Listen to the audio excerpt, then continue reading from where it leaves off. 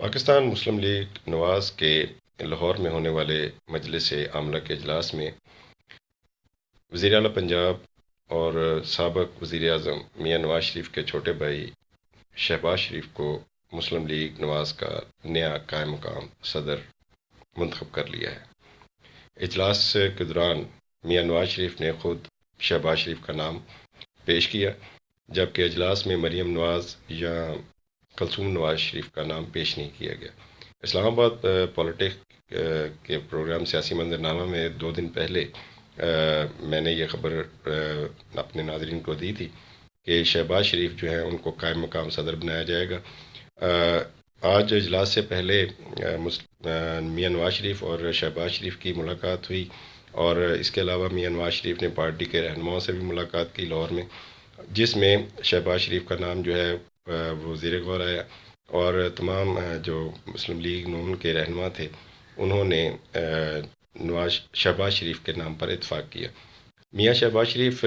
کی شہرت جو ہے وہ اسٹیبلشمنٹ سے اچھے تعلقات کی ہے، اور یہ بھی ہم پہلے بتا چکے ہیں کل کی پروگرام میں